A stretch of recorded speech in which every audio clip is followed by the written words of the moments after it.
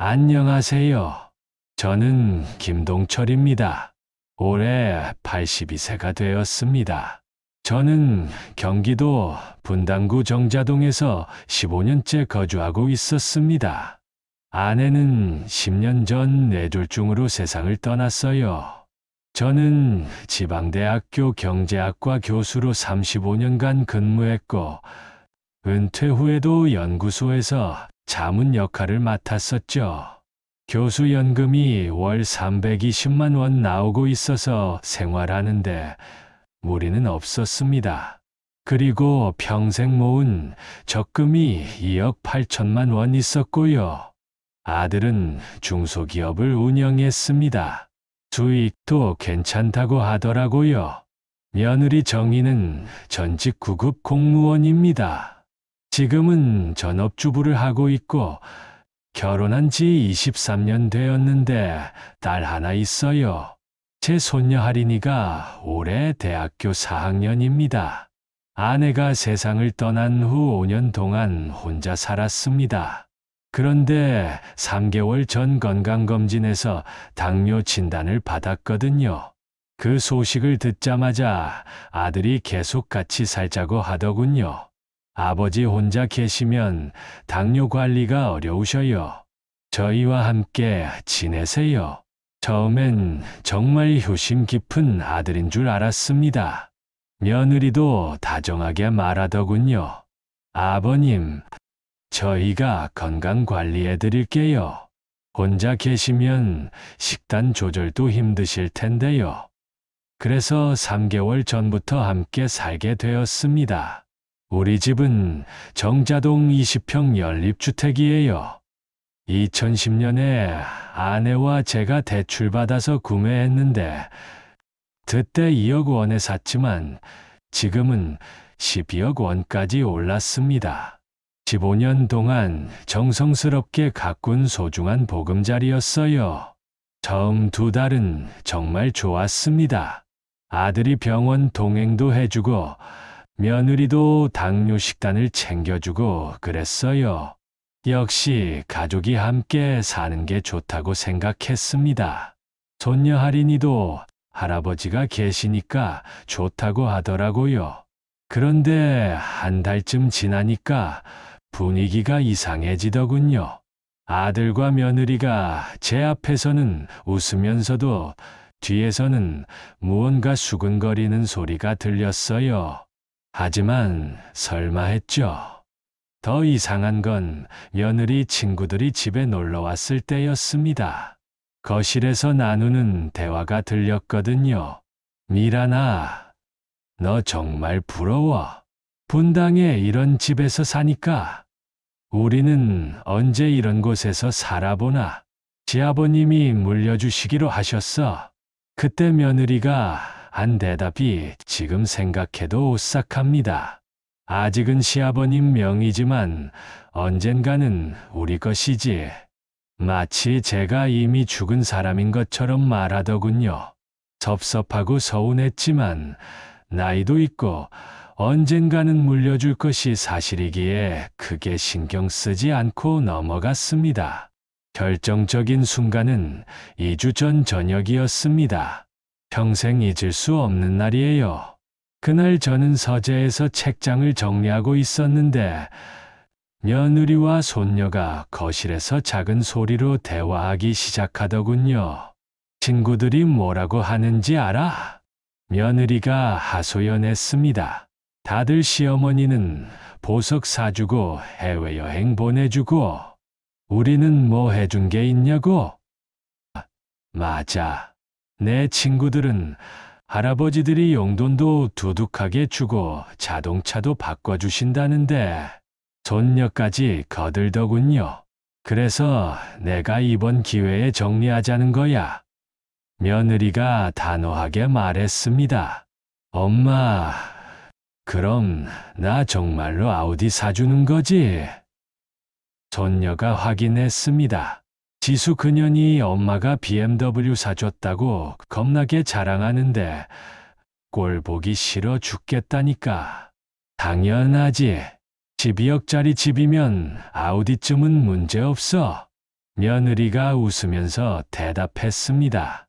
목이 메어왔습니다. 아내와 함께 이 집에서 아들을 키웠는데 그 며느리와 손녀가 이런 말을 하다니요. 엄마, 근데 할아버지 언제까지 사실까? 며느리가 손녀에게 물었습니다. 모르지. 건강하시니까 10년은 더 사실 수도 있고. 손녀가 답답해했습니다. 10년? 그럼 그때까지 할아버지랑 같이 살아야 해. 그럼 내 아우디는? 며느리 목소리가 날카로워졌습니다. 그러니까 엄마가 저번에 말했잖아. 치매 진단받게 해서 요양원 보내자고. 우리가 숨통 틔우고 살 길은 그것뿐이야. 아빠는 걱정 없어. 내 아빠는 바보라서 엄마 말이면 다 옳다고 생각하니까. 며느리는 자기 남편까지 무시하는 말을 하더군요. 그때 손녀가 단호하게 말했습니다. 그럼 할아버지 빨리 요양원 갔으면 좋겠다. 혈압이 확 치솟았습니다. 머리가 어지럽고 손이 부들부들 떨렸어요. 내 집에 살면서 평생 내 덕을 보며 산 며느리와 손녀가 저를 요양원에 보내려고 계획하고 있었던 겁니다. 더 이상 들을 수가 없어서 조용히 서재 문을 닫았습니다. 책상에 앉아서 가슴이 터질 것 같았어요. 며느리는 결혼할 때 다이아몬드, 진주, 루비, 사파이어, 금으로 된 목걸이, 팔찌, 귀걸이 예물 세트를 다 맞춰줬고, 친정 형편이 어렵다고 혼수를 못 해온다고 할 때도 이해하고 우리가 다 준비해 줬습니다. 손녀 낳고 출산 축하금으로 2천만 원 주고 국산 준중형 차도 사줬어요. 손녀는 또 어떻고요?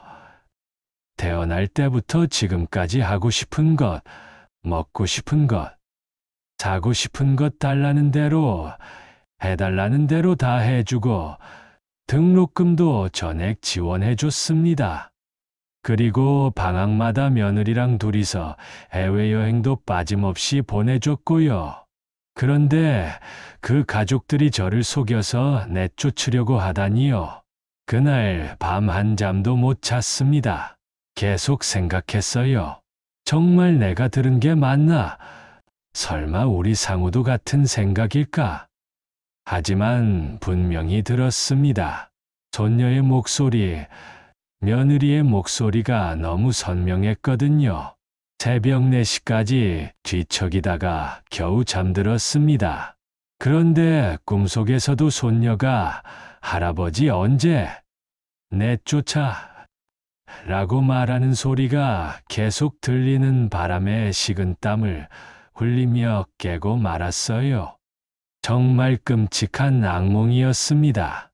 다음 날 아침에는 평소처럼 일어나서 식사 준비를 했는데 정신력으로 최대한 티를 안 내려고 애썼어요. 아들과 며느리가 나와서 아무 일 없다는 듯이 밥을 먹고 있었고 손녀도 대학교 가려고 나와 있었습니다. 그런데 며느리가 갑자기 이상한 말을 하기 시작했는데 그 순간 심장이 쿵 떨어지는 느낌이었어요. 벌써 어젯밤 애들은 그 계획을 실행에 옮기기 시작하는구나 싶었거든요. 아버님, 요즘 좀 깜빡깜빡 하시는 것 같던데 괜찮으세요? 아들도 그 말에 맞장구를 치며 무조건적으로 동의했습니다. 맞아요. 아버지, 어제도 같은 말씀 3번 하셨잖아요. 저는 어제 거의 말도 안 했는데 이런 황당한 거짓말을 하고 있었던 겁니다. 무슨 소리야? 난 멀쩡하다. 제가 화를 내자 며느리가 손녀를 보며 의미심장한 눈빛을 보내면서 마치 계획대로 되고 있다는 듯한 표정을 지었어요. 요즘 성격도 좀 까칠해지신 것 같아요. 그 순간 모든 게 확실해졌습니다. 이들이 정말 저를 치매 환자로 만들려고 하고 있고, 어젯밤들은 모든 계획이 현실이 되고 있다는 걸요.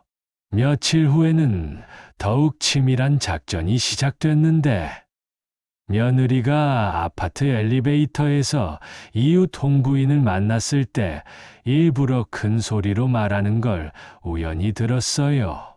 요즘 시아버님이 자꾸 깜빡하셔서 걱정이에요. 어제도 당뇨약 드시는 걸 깜빡하셔서요. 이것도 완전한 거짓말이었는데 제가 약 복용을 깜빡한 적은 단 한 번도 없었거든요. 홍부인이 걱정스럽게 말하자 며느리가 한숨을 쉬며 답했는데 이런 식으로 동네 사람들에게까지 소문을 내고 있었던 겁니다. 나중에 병원에 가면 온 동네가 다 아는 일이라고 할 수 있게 미리 보석을 깔아두고 있었던 거죠. 하지만 저는 아직 이들이 얼마나 치밀하게 계획을 세웠는지 몰랐습니다. 진짜 충격적인 진실은 며칠 후에 알게 될 거였어요. 그 진실을 알게 된 건 일주일 후 화요일이었습니다. 아들이 회사에 가고 며느리는 친정어머니와 쇼핑 간다고 나갔어요.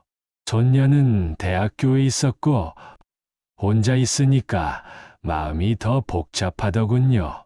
오후 2시쯤에 며느리에게서 전화가 왔는데 평소보다 목소리가 밝았습니다. 아버님, 오늘 저녁에 늦을 것 같아요. 엄마랑 백화점에서 쇼핑하고 있어서요. 알았다. 조심히 다녀와라. 저는 평소처럼 당부했습니다. 네, 감사합니다. 저녁 드시고 일찍 주무세요. 며느리가 다정하게 말하더군요. 그런데 저녁 8시쯤에 며느리가 집에 안사돈을 함께 데리고 왔습니다. 일단 저는 정중하게 인사를 드렸죠. 사돈, 그동안 잘 지내셨나요? 네, 안녕하세요. 사돈이 저를 보는 표정이 왠지 어색하더군요.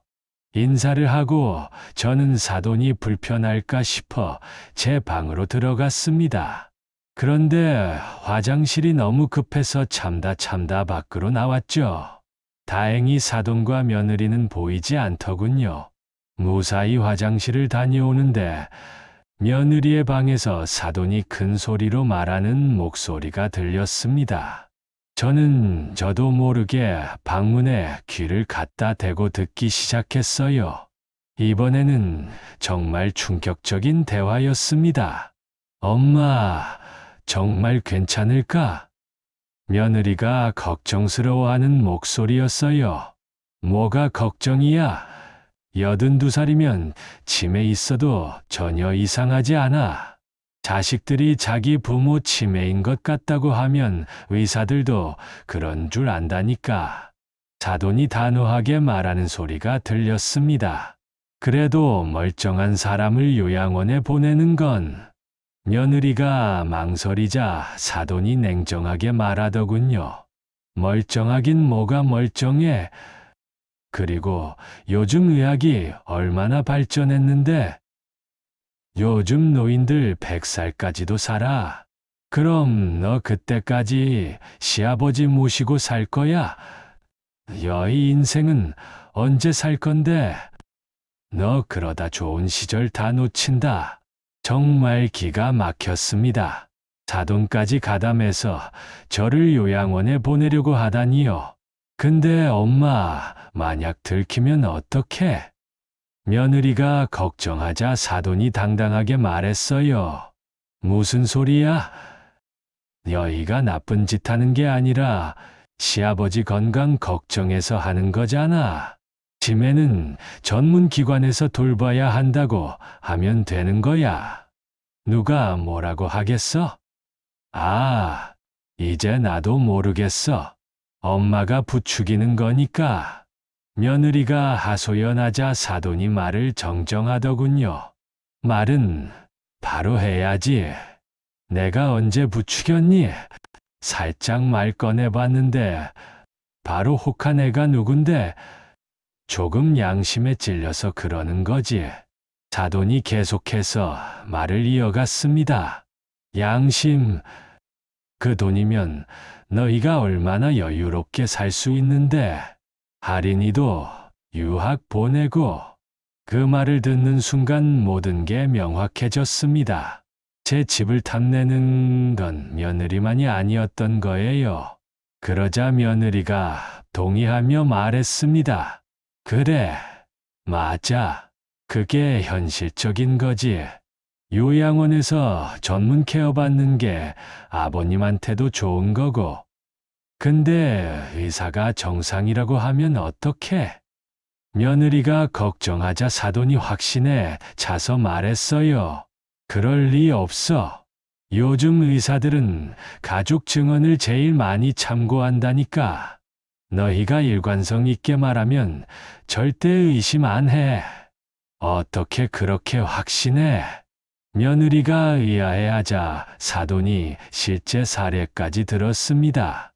엄마 친구 며느리도 작년에 시아버지 요양원 보냈어.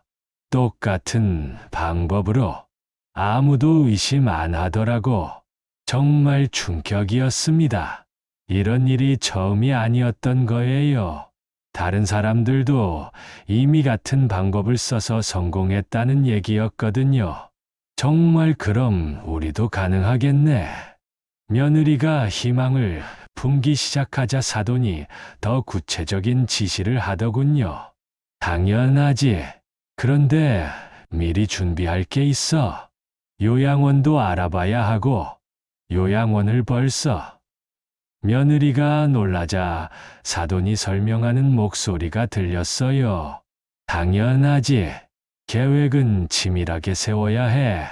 병원에서 진단받자마자 바로 요양원에 보낼 수 있게 준비해둬야지. 정말 치밀했습니다. 병원 진료부터 요양원 입소까지 모든 단계를 미리 계획해놨더군요. 그런데 엄마, 요양원비는 얼마나 들어? 며느리가 현실적으로 물어보자 안사돈이 이미 조사까지 해뒀다고 말했습니다. 내가 알아봤는데 월 180만 원에서 220만 원 정도야. 시아버지 연금으로 충분하지. 연금이 320만 원 나와. 거의 많네. 그럼 너희가 부담할 건 없겠네. 사돈이 만족해하는 소리가 들렸어요. 완벽하잖아. 엄마. 그런데 시아버지가 거부하면 어떡해? 며느리가 마지막 걱정을 하자 사돈이 단호하게 말했습니다. 거부할 권리가 없어.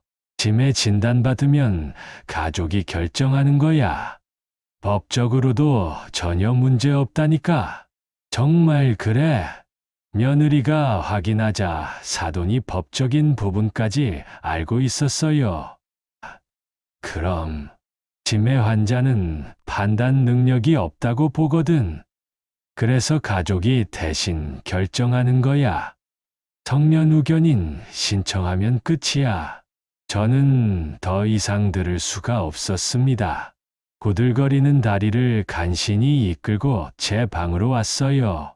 그리고 배신의 충격과 공포에 짓눌려 이불을 뒤집었었습니다. 사돈까지 며느리와 합세해서 저를 요양원에 보내려고 하다니요. 정말 세상이 무너지는 기분이었거든요. 그날 새벽에 목이 말라 잠에서 깼습니다. 문고리를 돌리고 방을 나가려던 순간 며느리와 아들이 속삭이는 소리가 들렸습니다.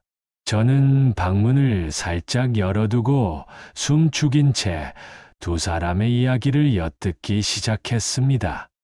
오늘 우리 엄마랑 상의했는데 며느리가 말하는 소리가 들렸어요. 요양원도 미리 알아보라고 하더라. 어머님이 그러셨어?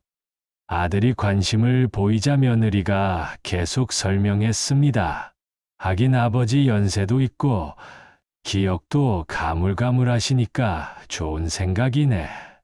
어디 알아본 데는 있어? 아직 직접 알아보지는 않았고, 며느리가 설명하는데 사돈한테 들은 얘기를 그대로 전하더군요. 엄마가 알아봐 줬어. 월 180만 원에서 220만 원 정도 한대. 딱 좋네. 아들이 제 연금까지 정확히 파악하면서 말했어요. 우리 아버지 연금이 320만 원 나오니까 그럼 우리가 부담할 건 없겠어. 며느리가 안도하자 아들이 정말 궁금하다는 듯이 물었습니다. 그럼 이 집도 요양원 들어가시기 전에 증여받아 놔야 하나? 그러자 며느리가 더 충격적인 말을 했습니다. 응, 당연하지. 이 집이랑 아버님 적금, 그리고 다른 재산 더 있으면 싹 다 받아놔야지. 그러자 아들이 며느리의 말에 동의하며 말했습니다. 그렇겠네. 병원에 들어가시게 되면 나중에 모시고 나오기 힘들 테니까 말이야. 그런데 아버님 적금이랑 따로 가지고 계신 재산 있어? 부동산이라던가 주식이라던가? 며느리가 은근히 아들을 떠보며 물었습니다. 적금 2억 8천 정도 있는 건 아는데 다른 재산은 모르겠는데 내일 여쭤보지 뭐. 이 집뿐만 아니라 제가 가진 모든 재산을 뺏어가려는 계획이었습니다. 다음 날 저는 또 한 번 충격적인 걸 목격하고 말았습니다. 며느리가 샤워하는 동안 휴대폰을 거실 테이블에 놓고 간 걸 우연히 보게 됐어요. 카카오톡 메시지가 계속 와서 화면이 켜져 있었는데 사돈에게서 온 메시지가 미리 보기로 보이는 내용이 정말 충격적이었습니다. 요양원 5곳 알아봤어. 가격 비교표 만들어서 보내줄게. 목요일 병원 갈 때 이 서류들 챙겨가야 해. 시아버지 증상 일관되게 말해야 해. 절대 앞뒤 안 맞으면 안 돼. 사돈이 정말 적극적으로 개입하고 있었던 거예요. 단순히 조언하는 수준이 아니라 직접 요양원까지 알아보고 서류까지 준비해주고 있었거든요. 며느리가 욕실에서 나오는 소리에 저는 방으로 뛰어 들어갔습니다. 며느리는 거실에 나오자마자 휴대폰을 확인하더니 바로 사돈에게 전화를 걸었어요. 엄마, 메시지 봤어. 정말 고마워. 며느리가 말하자 친정어머니 목소리가 들렸습니다. 당연하지. 이런 일은 치밀하게 준비해야 실수가 없어. 요양원 정보 너무 자세하게 정리해 주셨네요. 며느리가 감사하다는 목소리로 말했습니다. 가격, 시설, 프로그램 비교해보고 결정해야겠네. 그런데 정말 괜찮을까? 며느리가 또 망설이는 듯 혼잣말을 하더군요. 하긴 맞아. 아버님 건강 생각해서 하는 거니까. 전문시설에서 케어받는 게 훨씬 좋지. 며느리가 스스로를 합리화하듯 말했습니다. 그래, 맞아. 너무 죄책감 가질 필요 없어. 요즘 다들 그렇게 하는 거래. 시대가 변했으니까. 그래요. 이번 일 성공하면 엄마 핸드백이랑 코트 하나씩 사드릴게. 며느리가 답했습니다. 이런 절망적인 상황에서 저는 죽은 아내가 떠올랐습니다. 하지만 제 곁에 아내가 지금 저에게 무슨 도움이 될까요? 저는 멀리 사는 조카 영호에게라도 도움을 청해야 하나 생각했습니다. 하지만 조카도 믿을 수 있을지 확신이 서지 않았어요. 무엇보다 이토록 참담한 가족의 치부를 여기저기 떠들 수가 없었죠. 그 진실을 알게 된 건 금요일 오후였는데 아들이 회사에 가고 며느리는 친구들 만나러 간다고 나갔어요. 손녀는 대학교에 있었고 혼자 있으니까 마음이 더 복잡하더군요. 오후 2시쯤에 화장실을 가려다가 며느리 방 앞을 지나게 됐는데 문이 살짝 열려 있더군요. 그런데 침대 위에 펼쳐진 종이들이 눈에 들어왔습니다. 호기심에 들여다봤더니 정말 충격적인 내용들이었어요. 시아버지 치매 증상 관찰 일지라고 제목이 적힌 노트였는데 날짜별로 거짓 증상들이 빼곡히 기록되어 있었습니다. 9월 5일 같은 질문 4번 반복함. 남편이 못 껴. 9월 6일 이웃에게 집이 어디냐고 물어봄. 9월 7일 오늘이 며칠인지 모른다고 함. 모든 게 완전한 거짓말인데도 마치 사실인 것처럼 자세히 적어놨더군요. 더 놀라운 건 그 옆에 있던 다른 서류들이었습니다. 요양원 안내 책자가 여러 개 있었고 그 위에 빨간 펜으로 이런 메모들이 적혀 있었어요. 해피요양원 월 200만 원, 거리 가까움. 실버타운 월 240만 원, 시설 보통.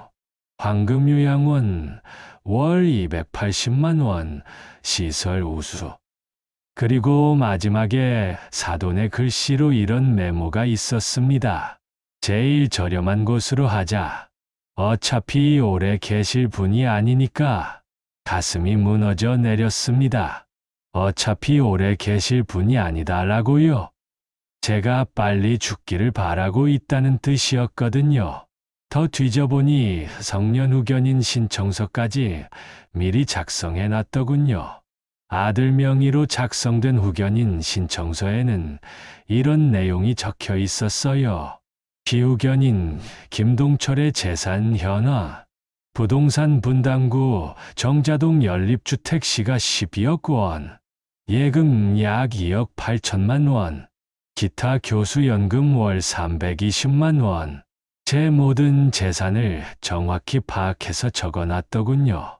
그리고 마지막 페이지에는 이런 계획이 적혀 있었습니다. 1단계 치매 진단받기 완료 목표. 이번 주. 2단계 후견인 신청 완료 목표 다음 주. 3단계 요양원 입소 완료 목표 다음 달. 4단계 부동산 명의 변경 완료 목표 2개월 내. 정말 치밀하게 단계별로 계획을 세워놨더군요. 제 손이 부들부들 떨렸습니다. 그런데 더 끔찍한 것을 발견했습니다.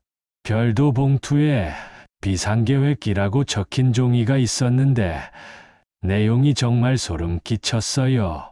만약 병원에서 정상 판정 시 대안 1점 당뇨약에 수면제, 혼합, 의식 몽롱 상태 연출 2점 혼란 상황에서 길 잃은 척하기 3점 이웃들에게 할아버지가 집을 못 찾아 헤맸다 증언 부탁 4점 재진료 시 집에서 더 심해졌다 주자. 정말 치밀하고 앙갈한 계획이었습니다. 그때 현관문 열리는 소리가 들렸습니다. 며느리가 돌아온 거였어요. 저는 급하게 서류들을 원래대로 놓고 제 방으로 뛰어갔습니다.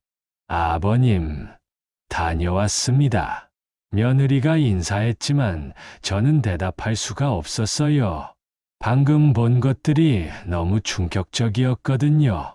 저녁에 아들이 돌아와서 며느리와 조용히 대화하는 소리가 들렸습니다. 여보, 병원 예약은 언제 했어? 아들이 물었어요. 내일 오후 2시로 했어. 분당 서울대병원 정신건강의학과. 며느리가 답했습니다. 의사한테 뭐라고 말할 거야? 아버님 증상 그대로 말하지. 요즘 아버님이 깜빡깜빡하시고 같은 말 반복하시고 성격도 예민해지셨다고. 며느리가 말했어요. 아버지 증상 기록해둔 거 있지? 아들이 확인했습니다. 응. 관찰 일지랑 이웃 증언서까지 다 준비했어. 며느리가 자신만만하게 말했습니다. 이웃 증언서. 아들이 놀랐어요. 응. 얼마 전에 옆집 홍부인도 아버님이 집 못 찾으시는 거 직접 데려다 주셨거든. 며느리가 설명했어요. 정말 소름 끼쳤습니다. 이유까지 끌어들여서 거짓 증언을 만들어 놨다니요. 내일 진단받으면 바로 요양원으로 모시고 가면 되나? 그 전에 재산 관련 서류부터 정리해야 하나? 아들은 며느리가 결정해 주길 기다리고 있었습니다. 응, 그래야지. 며느리가 답했습니다. 아버지 빨리 좋은 곳에서 전문 치료 받으시면 좋겠어. 맞아. 우리가 제대로 케어해 드릴 수 없으니까. 며느리가 겉으로는 걱정하는 척하면서 속으로는 미소를 지었습니다. 저는 이불 속에서 주먹을 꽉 쥐었습니다. 제 재산을 놓고 이렇게 좋아하다니요. 하지만 동시에 저도 계획을 세우고 있었습니다. 35년간 대학에서 학생들을 가르치며 단련된 논리적 사고력으로 말이에요. 그날 밤 저는 중요한 결심을 했습니다. 그들이 저를 함정에 빠뜨리려 한다면 저도 그들을 위한 함정을 준비해야겠다고 생각했습니다. 먼저 제가 신뢰하는 옛 제자 중 하나인 변호사 이정민에게 은밀히 연락했습니다. 교수님, 갑자기 웬일이세요? 정민이가 반가워했습니다. 정민아, 선생님이 부탁할 게 있는데 비밀로 해줄 수 있겠니? 물론이죠. 무슨 일이세요? 저는 상황을 간단히 설명했습니다. 정말 그런 일이 있으셨다고요? 너무 충격적인데요. 그래서 혹시 이런 상황에서 내가 어떻게 대처해야 할지 조언을 구하고 싶어. 교수님, 일단 모든 증거를 수집하세요. 녹음도 가능하면 해두시고요. 그리고 병원 가시기 전에 미리 의료진과 상담하는 것도 좋겠어요. 정민이의 조언이 큰 도움이 되었습니다. 다음 날 새벽, 저는 몰래 집을 나가서 병원으로 향했습니다. 며느리가 예약한 그 병원 말이에요. 정신건강의학과 김철호 교수를 미리 만나서 상황을 설명했습니다. 교수님, 정말 그런 일이 있으셨다고요? 김 교수가 놀라며 말했습니다. 네, 그래서 미리 말씀드리는 거예요. 오늘 오후에 제 가족들이 저를 데리고 올 텐데 온갖 거짓말을 할 겁니다. 알겠습니다. 그런데 혹시 증거가 있으신가요? 네, 여기 녹음 파일이 있습니다. 저는 미리 녹음해둔 며느리와 사돈의 대화를 들려줬습니다. 김 교수가 듣고 나서 경악했습니다. 정말 충격적이네요. 이런 경우가 종종 있긴 했지만 이렇게 체계적으로 계획한 건 처음 봅니다. 그럼 어떻게 하면 좋을까요? 일단 정상적인 진료를 진행하겠습니다. 그리고 필요하면 경찰 신고도 도와드릴게요. 김 교수의 약속을 받고 집으로 돌아왔습니다. 그날 오후 드디어 병원에 갈 시간이 되었습니다. 아버지, 병원 가실 시간이에요. 아들이 말했습니다. 응, 알겠다. 저는 태연하게 답했습니다. 병원에 도착해서 접수를 할 때 며느리가 간호사에게 말했습니다. 저희 시아버님 치매 검사 받으러 왔어요. 간호사가 저를 보더니 의아한 표정을 지었어요. 어르신 몇 살이세요? 82살입니다. 저는 정확히 답했어요. 오늘이 몇 년 몇 월 며칠인지 아세요? 2024년 9월 12일 목요일입니다. 저는 또 정확히 답했습니다.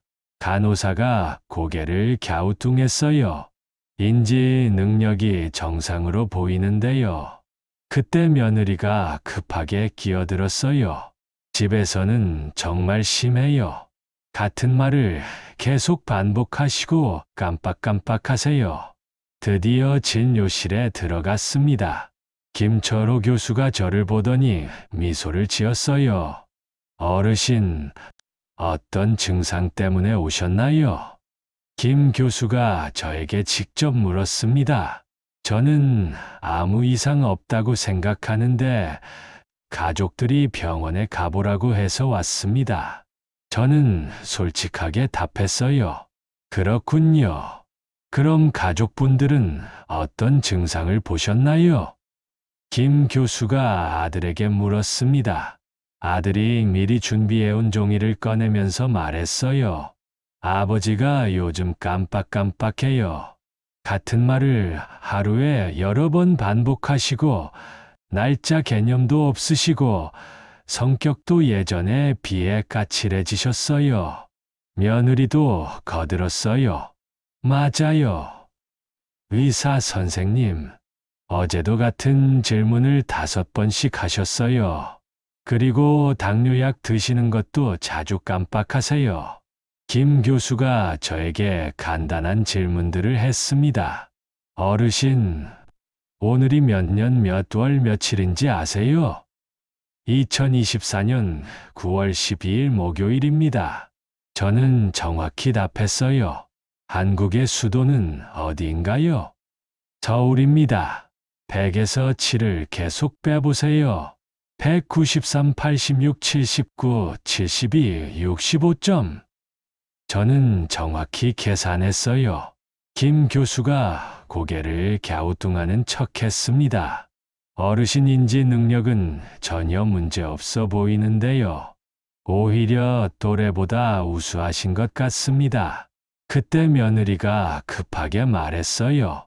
의사 선생님, 여기서는 괜찮아 보이셔도 집에서는 정말 심해요. 아들도 거들었어요. 여기 관찰 일지도 가져왔어요. 아들이 며느리가 작성한 거짓 관찰 일지를 김 교수에게 건넸습니다. 김 교수가 일지를 보더니 저와 눈을 마주쳤어요. 이상하네요.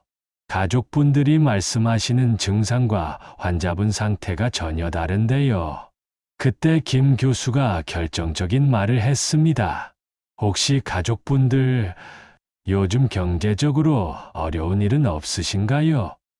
아들과 며느리가 당황했습니다. 갑자기 왜 그런 질문을? 실은 어르신이 미리 오셔서 상황을 말씀해 주셨거든요. 김 교수가 폭탄 선언을 했습니다. 뭐라고요? 며느리가 얼굴이 새하얘졌어요. 그리고 이 녹음 파일도 들어보시죠. 김 교수가 제가 미리 준비한 녹음 파일을 틀기 시작했습니다. 어차피 오래 계실 분이 아니니까 치매 진단받으면 가족이 결정하는 거야.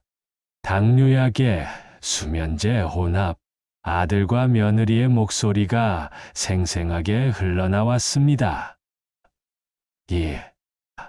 이건 아들이 말을 더듬었어요. 김동철 교수님께서 35년간 대학에서 학생들을 가르치신 분입니다. 결코 만만한 분이 아니에요. 김 교수가 냉정하게 말했습니다. 그리고 이미 경찰에도 신고 접수가 되어 있습니다. 그 순간 진료실 문이 열리며 경찰관 2명이 들어왔습니다. 김상우 씨, 정미란 씨, 노인학대 및 재산범죄 미수 혐의로 조사받으실 분들입니다. 아들과 며느리가 수갑을 차게 되었습니다. 아버지, 저희가 잘못했어요. 아들이 울먹였지만 저는 더 이상 마음이 움직이지 않았습니다. 집으로 돌아가니 손녀 할인이가 기다리고 있었어요. 할아버지, 정말 죄송해요. 저도 모르고. 할인이가 울며 사과했습니다. 할인아, 너는 아직 어리니까 용서해준다. 하지만 다시는 이런 일이 없어야 한다. 그 후 며칠 동안 연달아 일들이 터졌습니다. 아들의 회사는 실제로 부도 위기였던 것이 밝혀졌고, 며느리는 공무원 시절 횡령으로 해임당한 과거가 드러났습니다.